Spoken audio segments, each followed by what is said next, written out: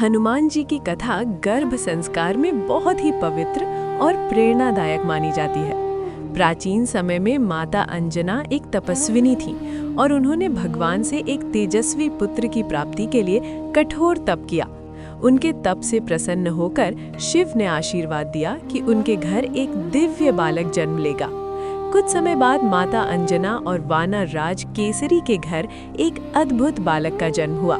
इस बालक को वायुदेव का विशेष आशीर्वाद प्राप्त था, इसीलिए उसे पवन पुत्र हनुमान कहा गया। जन्म से ही हनुमान जी अत्यंत तेजस्वी, शक्तिशाली और बुद्धिमान थे। उनका शरीर सुनहरी आभा से चमकता था और उनकी ऊर्जा इतनी अधिक थी कि वे हमेशा खेलते कूदते और इधर-उधर दौड़ते रहते थे। बचपन में हनुमान जी बहुत नटखट थे।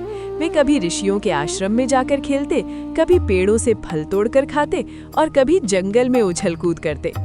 एक दिन सुबह का समय था। आकाश में लाल रंग का चमकता हुआ सूर्य धीरे धीरे उग रहा था। छोटे हनुमान ने जब उस चमकते हुए सूर्य को देखा तो उन्हें लगा कि ये कोई बड़ा और स्वादिष्ट फल है।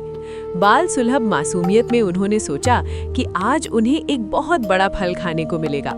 तुरंत ही वे आकाश की ओर बहुत ऊंची छलांग लगाकर उड़ने लगे। उनकी गति इतनी तेज थी कि वे पहाड़ों, बादलों और पक्षियों को पार करते हुए सीधे सूर्य की ओर बढ़ने लगे। हनुमान जी की ये अद्भुत शक्ति देखकर देवता और ऋषि मुनि आश्चर्यचकित हो गए। उन्हें समझ नहीं आ रहा था कि इतना छोटा बालक इतनी बड़ी शक्ति कैसे रखता है। जब देवताओं के राजा इंद्र ने देखा कि हनुमान सूर्य तक पहुंचने वाले हैं, तो उन्हें चिंता हुई कि यदि सूर्य को कुछ हो गया तो पूरी सृष्टि में अंधकार फैल जाएगा। इसीलिए उन्होंने अपने शक्तिशाली वज्र से हनुमान जी को रोकने का प्रयास किया। वज्र लगने से हनुमान जी नीचे गिर पड़े और उनकी ठोड़ी पर गहरी चोट लग गई। हनु का अर्थ ठोड़ी होता है, इसीलिए उसी दिन से उनका नाम हनुमान पड़ गया। जब वायुदेव को ये पता चला कि उनके पुत्र को चोट लगी है, तो वे अत्यंत क्रोधित हो गए। उन्होंने पूरी पृथ्वी से हवा का प्रवाह रोक दिया और हनुमान जी को लेकर एक गुफा में चले गए। जैसे ही हवा रुक गई, पूरी दुनिया में हाहाकार मच गया।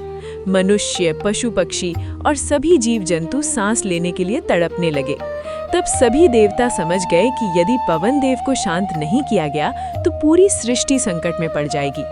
तब सभी देवता उस गुफा में पहुंचे जहां पवन देव अपने पुत्र को गोद में लेकर बैठे थे। उन्होंने पवन देव को शांत करने के लिए बाल हनुमान को अनेक दिव्य वरदान दिए। ब्रह्मा जी ने आशीर्वाद दिया कि कोई भी अस्त्र शस्त्र उन्हें नुकसान नहीं पहुंचा सकेगा।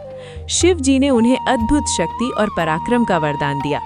इंद्र ने भी अपना आशीर्वाद दिया कि उनका वज्र अब कभी हनुमान को हानि नहीं पहुंचाएगा। इसके अलावा देवताओं ने उन्हें बुद्धि, बल, तेज, साहस और दीर्घायु का वरदान दिया। समय के साथ हनुमान जी बड़े हुए और उन्होंने अपनी शक्तियों का उपयोग हमेशा अच्छे कार्यों के लिए किया।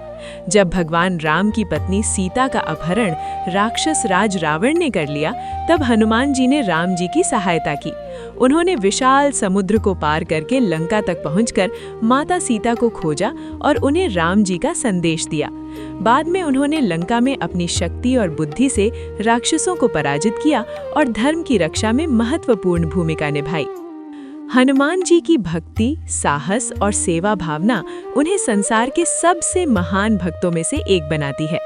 गर्भ संस्कार में ये कथा सुनाने का विशेष महत्व माना जाता है, क्योंकि इससे बच्चे में साहस, बुद्धि, शक्ति, सेवा भाव और भगवान के प्रति श्रद्धा के संस्कार विकसित होते हैं। कहा जाता है कि जब गर्भवती माता ऐसी पवित्र और प्रेरणादायक कथाएं सुनती है, तो उसका सकारात्मक प्रभाव बच्चे के मन और स्वभाव पर भी पड़ता है। इसीलिए हनुमान जी की कथा गर्भ संस्कार में विशेष रूप से सुनाई जाती है और ये आने वाली पीढ़ियों को धर्म, भक्ति और सदाचार का मार्ग दिखाती है।